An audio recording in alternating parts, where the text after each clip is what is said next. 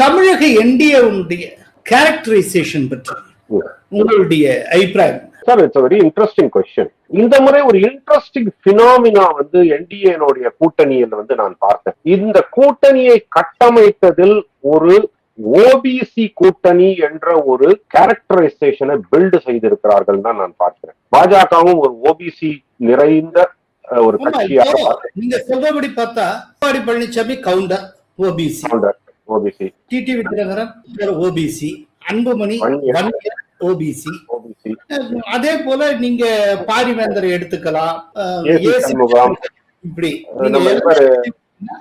தமிழ் மாநில காங்கிரஸ் ஓபிசி கேட்டகரிக்குள்ளதான் வருது. தமிழக என்டிஏ ஒரு ஓபிசி பேக்கேஜ் மாதிரி இருக்கு. கரெக்ட், இது ஒரு ஓபிசி பேக்கேஜ் மாதிரி. ஏன்னா இங்க அங்க விசிகா இருப்பதனால் ஒரு நேச்சுரலாவே தலித் இன மக்கள்லாம் திமுக பக்கம் தான் நிறைய போயிட்டு இருந்தாங்க.